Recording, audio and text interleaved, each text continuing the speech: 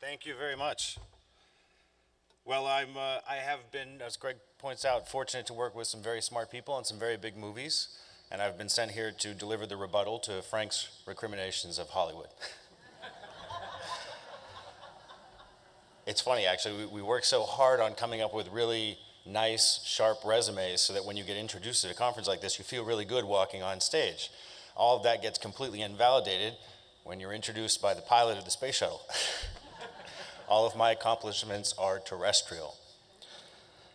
So I can see my mom just shaking her head in the back right now. See, you should have stayed in school. You could have been an astronaut too. I am happy to join with you today in a room full of such brilliant minds working on such an important thing to the world to give you a brief overview on the recent advancements in virtual reality. So we don't have a ton of time today to cover it, and it's a huge area of interest. As Greg pointed out, the space community has been working in virtual reality for quite some time. It's amazing to think that so many people in this room are all actually working remotely. Most of the products that you work on, most of the experiences you create, most of the science that you're working on is all happening not in your office. And so we've had these breakthroughs in the last few decades that have brought us to a tipping point where now we have started to unlock some performance upgrades on civilization that are going to really have an impact on all the work that you're doing in the space community. It's very excited right here. So, one of the things that I think is very interesting is that I didn't really think about it at the time, but in 2004, I was actually part of the team. It was a very small team of people that was building the first computer-generated simulation of the International Space Station that would be put into a Hollywood movie. So at the time, it was a small documentary film called The Day After Tomorrow. I think it was a movie about climate change, directed by the guy who brought you Godzilla and Independence Day. At the time that we worked on that film, we built a computer-generated version of the International Space Station, needed to put it into a few shots for some observation of climate change on Earth. I will apologize right now for the liberties we took with the orbital altitude of the ISS, but we needed to see a wider view of Earth, so we took it up a few thousand miles. But at the time, that was, we refer to these molecular units of 3D geometry as polygons. And at the time, that was 2 million polygons, which was this insane number that no one had hit before at the time. We were all just like constantly sweating and freaking out and stacking computers up to try and make sure that we could render even a single frame of this. And if we would assign this to an entire cluster of computers, it would take frequently more than an hour to even give us an idea of what one frame might look like. So that was in 2004.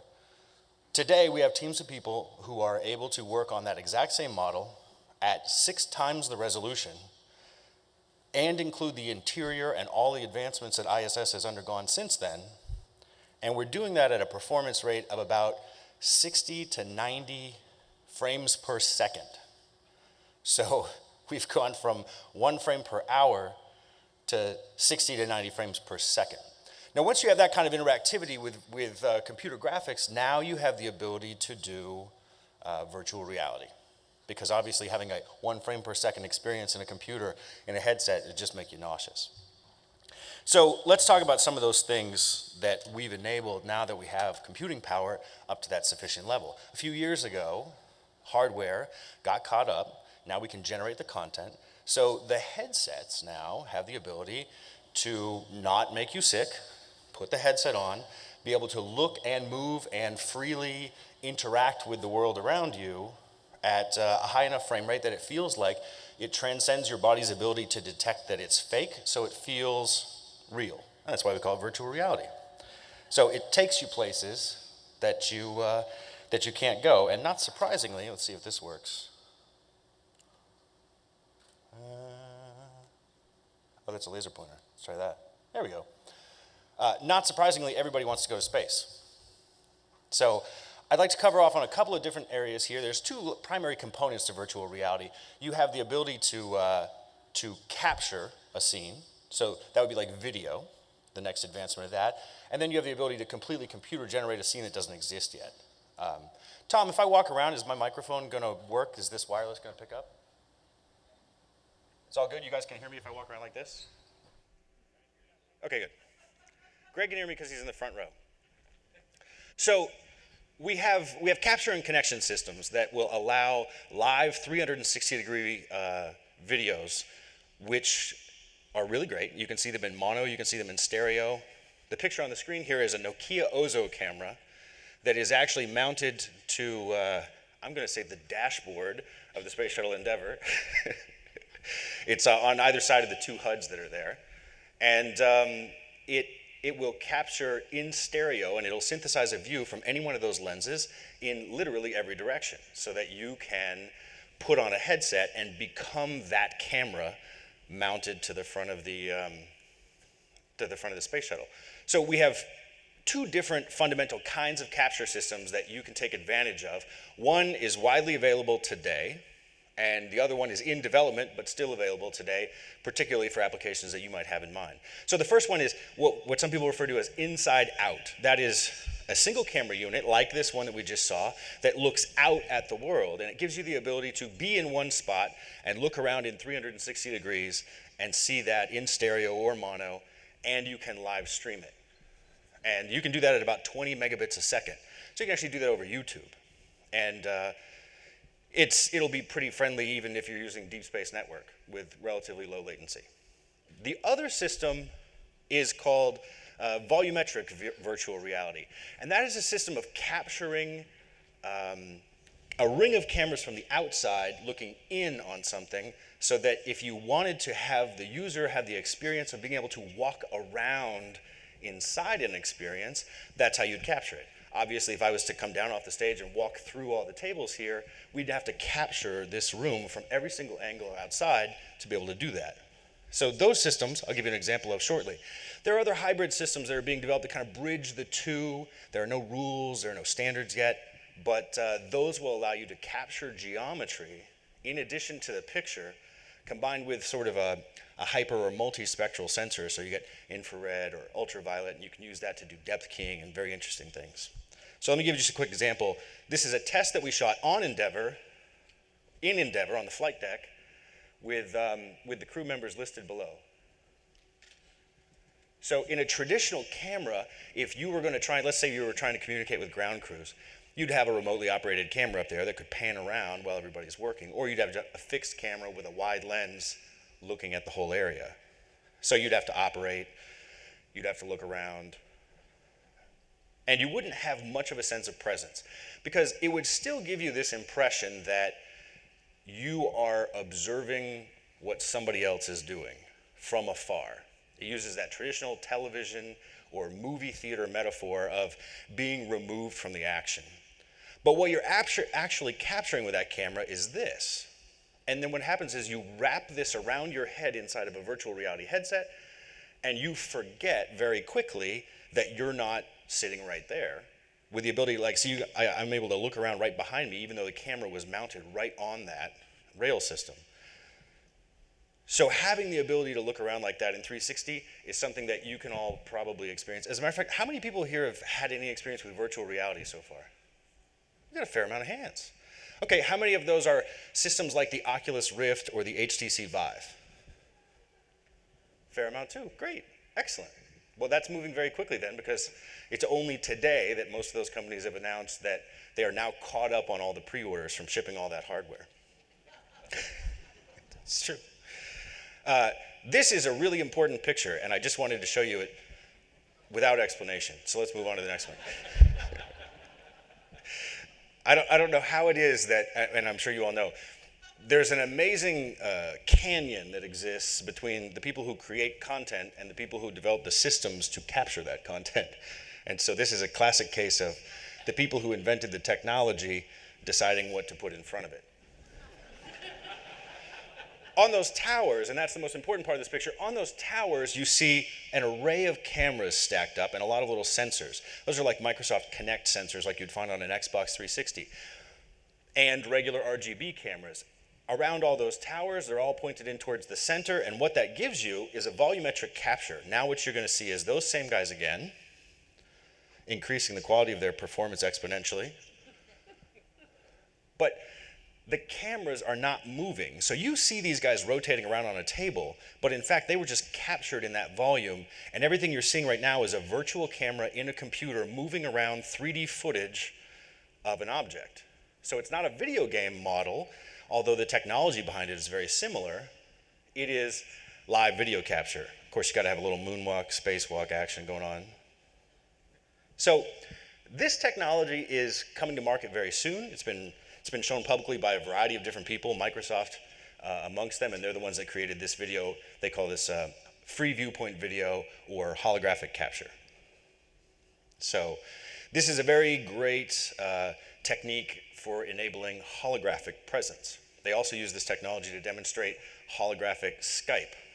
I don't think they called it holographic Skype, but the basic premise is that you could put on a virtual reality headset or a mixed reality headset and be standing in front of someone else who might be on the other side of the world or off the world, transmitted by this capture system. So that kind of covers off on all the video stuff, and I wanted to move in a little bit into game engine technology and simulated experiences. Training is huge, and not surprisingly, as Greg pointed out, NASA's been at the forefront of this part of the business for a long time. So we find ourselves at the intersection of Hollywood, video games, and the science community, because now all these things that we've been working on are starting to intersect, where normally even video games and movies were really far apart. The technology from both is starting to align, and that's one of the sort of catalyst things that we needed to enable virtual reality, because we needed the ability to put lots of high quality content together in real time. So once you have this capability, people want to go places they've never been before. And obviously, spoiler alert, everybody wants to go to space. So in this first couple of years of virtual reality, everyone's been like, okay, let's go to space. Let's start building the space station. Let's start building recreations of the Apollo missions. Let's go to the moon. Let's do everything that NASA has already done, but do it in a manner that we can share it with everybody in the world. So I have the fortunate ability to be able to see what people are working on before it becomes publicly available at many different companies around the world. There is a ton of space-related content in development right now very aggressively. Some of it's actually being developed by NASA, related space agencies, but some of it's just straight up space enthusiasts who have gone through, gotten the blueprint, and are recreating, the moon landing, or Liberty Bell 7, a variety of different missions that people would want to experience firsthand. And so once you have this visceral experience of seeing something firsthand, it's a pretty amazing thing, and you kind of go to town with it. So some of these will be commercialized. Some of these will be things that you pay for, experiences that you might want to have that are developed by commercial entities, and some of them will be offered as public service. Some will be internal for training, for simulation, things like that. And even though much of that content will be computer generated, I'll show you some examples of it, you can also start to mix in live video so that your brain fuses the experience, gets confused a little bit by the fact that it feels real, and then when you throw in a live action element like a video or a 3D model like we just saw of people performing in a green room, then your brain just kind of clicks and goes, okay, I believe that I'm there. Now, aside from the whole no gravity or low gravity thing, that gets you pretty close to having a pretty solid experience. I do want to throw a shout out to the Johnson Space Center's VR lab. This is what we would call OG, Original Gangster. The VR lab was an experiment. I didn't even know this, I had to look it up. It was an experiment in 1990 to support spacewalks for training. And that's about 3 years before Palmer Luckey was even born. And so what you see in this picture, Terry Virts is, he's got an upside down laptop with a plastic housing and lenses, and he is looking at the screen of a laptop pre-flighting a spacewalk mission. So you can load in engineering grade models from Doug or from Edge, and you can see and plan out your routes right down to what spar you're going to hold on to and where your tools are going to be accessed. So I had the fortune to visit them a little while ago, and they are doing some amazing work with now that the civilian world has caught up with what they've been working on. They've got access to much better hardware and much better tools, and that's going to really enable some cool things. I want to use another example here too. JPL has an on-site program that they've written at the Ops Lab that has taken all of the photographs and everything from around the Curiosity rover, and it synthesizes them into a volumetric representation of the surface of Mars, including a 3D model of the rover. So normally in mission planning, you would sit down and go, okay, here's all of our pictures, here's all of our maps, here's all of our charts, where should we go? And then everybody gets in a room and says, well, I think we should explore that rock, or I think we should head towards this crater. And the distances become very critical because the rover can only go so far in such an amount of time. What they found was, the Ops Lab did this as an experiment, they built a 3D environment out, set up a system that would automatically generate these 3D environments from the imagery that was being captured from Curiosity, and then they put it into a mixed reality HoloLens so that that person standing there, remarkably outside of a spacesuit on the surface of Mars, is looking through and seeing everything that you're seeing right now, and they're able to say, okay, well, this is within the range of where we can go in a day, and this is where we could be in 2 days.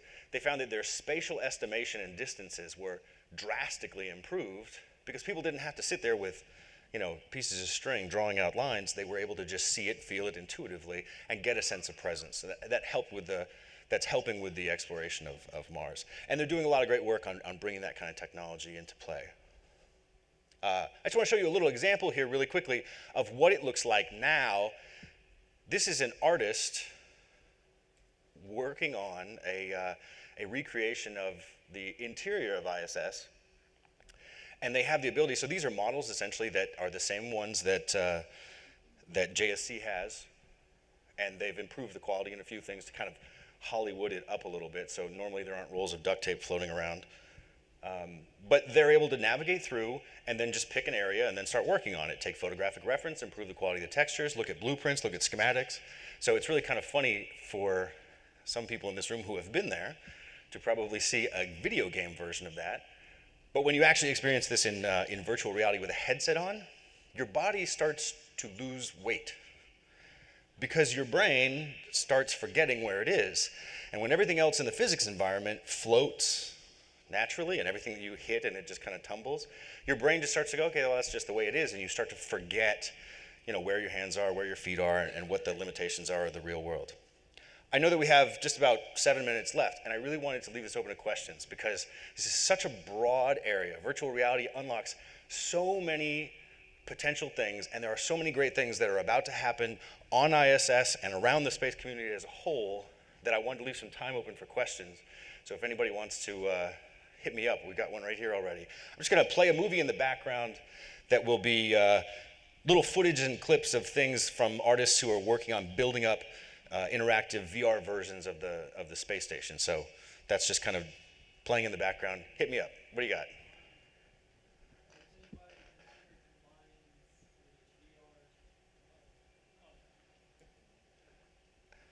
I can repeat the question. I almost had you. Has anybody considered combining the VR technology with the zero buoyancy training astronauts go through? Actually, yes. Johnson Space Center is working on that now. I mean, at least I've seen demos of it. Yeah. So it's very cool. What that is we use this trick in Hollywood too. On Star Trek, there's a ship that's attacking Starfleet headquarters, and as that ship moves around, the way that we did it was a series of cable winches that connected to this platform that had lights on it, and then you could essentially fly by wire, or on this, not by wire technically, but with the joystick, you could navigate around this jump ship, and the cables would control where it is. It's also the same cable system that is used at football games. When you see the camera flying around over the field, same basic principle. And I've seen pictures and video of it. Johnson has that with people in it, and on their head is a virtual reality headset, and they have controllers, and they're able to grab things and navigate through the space and feel weightless. Yeah, Gary Barnhart, XISP Inc. I see this stuff as way cool, but this is just speaking to the visualization of it, being able to actually interact with the objects. Isn't that the next level? And where do you see that going? So that's a great observation. And that's an observation that, visualization of things that I can do, and I'm a nitwit. When it comes to actually manipulating objects remotely, that's where the real power comes in, right? So at the beginning of this video, you saw Robonaut 2. Mm-hmm. Which is the, Robonaut. And in theory, and also technically in practice, you could put a virtual reality camera to replace his head, move all of his structured light sensors or whatever else he has that's in his head presently down to his lower body, and then you could operate that as a remotely operated vehicle that has the same presence of being a human. You need to take a trip to the Stanford AI lab and try out the dual haptic controller with the visualization rig. You'd be astounded. It is a lot closer than you may realize. Yeah. No, this stuff is ready to go. You just have to actually build it and say we're going to put it there and we're going to do it. I mean, we talked to the guys that run Robonaut at JSC, and they're all like, yeah, now that the technology is unlocked and we can actually do this stuff, you could do a lot of remote, sort of manned missions.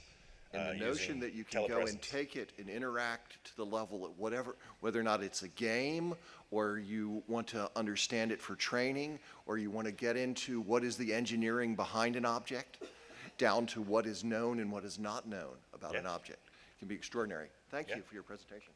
Thank you. Hello, Maurice Marnat from French Space Agency. So this one will actually be quite easy because it's not a question. So just to let you know that in the scope of the Proxima mission, so the French astronaut flying soon to ISS, will be flying an Oculus CV1 by the end of the year on board ISS for neuroscience experiments, as well as a 360 camera for communication purposes. Would you have any interest? Do not hesitate to come to me to discuss this. That's great. Yeah, we heard about that. That's fantastic. And long overdue, because I think they're still using the upside-down laptop. We got a huge fan of the upside-down laptop back. Hi, Margaret Roberts. I work for NASA. I wondered, taking into account the size of the room here and the number of people, if you were to try to provide us an opportunity to feel weightless, like how much would you have to pay to give us whatever we needed to put on our face to be able to have the experiences that you're describing? Just about $5 more than you're willing to spend. I mean, the formula for profitability is always go to the breaking point, then go just a peg above it, then discount that, and then offer it to everybody. But is it even conceivable that all of us could have that experience in this type of environment soon? So it's an interesting thing. The weightlessness is more difficult. The experience of being there is a passion. And I think if you look at the virtual reality community right now and you look at who the players are and who's purchasing what headsets or who's pushing this technology forward, the people who believe in connecting the world so that everybody from a very, right down to the root level of humanity can have this kind of experience, that's their agenda. It should not be, virtual reality should not be this sort of expensive thing that the wealthy can afford. It should be available to everybody at a price point that's, at or below console video games, which, I think we can agree is pretty mass market. Price point wise though, it's like any console. It starts at about $500 and then goes up to about $2,000 or $3,000 to have a really high quality immersive virtual reality system. And as those systems become more mass market, like I said, we only have a few 100,000 units out in the wild right now. But as those become more mass market, prices just come down, quality just goes up, and you get experiences that you couldn't have imagined before. Hi, Frank Slaves with Aerospace Industries Association. There's a concept out there called the overview effect you may have heard of, which is that many astronauts report after having seen the Earth in real 3D perspective from being up in space, they get a different appreciation of the planet. How long before we can have that quality level of an experience through a virtual reality system? Well, I have it on my laptop right over there. That's a very good question. And not coincidentally, that's exactly what I'm working on. So the team back at Magnopus has been working on that for over a year and a half now. And we're getting very close to having something that we would consider full U level. Like, we've already showed it to about a dozen former and current astronauts. They've had the experience, given us feedback, we've improved the quality. We're going to continue to do that, try to make it more real time so that when you look down on Earth, those clouds are the clouds, plus or minus an hour or two. And that you have not just the overview effect, but the next generation of the overview effect. If you just imagine what you would do, it's beautiful, it's tranquil, it's amazing, but now imagine what you could actually do with it when you have virtual reality control over it, or augmented reality control of the world. I think I don't have time for any more questions except the one that's standing there now. Okay, this is more philosophical. Good. Help me out. I'm really confused. So a couple of months back, both Elon Musk and Steve Jurvetson told us that this life and this reality is actually a virtual reality. So now we're creating a virtual reality that wipes out even the illusion of reality that I have. So I'm confused. That is a good philosophical question, and it's probably most simply addressed by saying that it hasn't really changed since Aristotle and Plato. There is still the perception that we may all be individually living in our own simulations, our own artificial reality. We all have different perceptions. Your view of the world is different than mine, but each of us views that view as normal. So Elon just takes it to the next level because he's capable of doing things that I'm not capable of, so his reality is totally different than mine. I think that that relativism philosophically has existed for a long time. And I think that virtual reality just adds another layer on that, and it brings that philosophical separation down to the masses so that your reality no longer needs to align with what the scientific community sees as truth or sees as reality. I hope that confused you even more. All right, well, thank you very much, everyone. Thanks.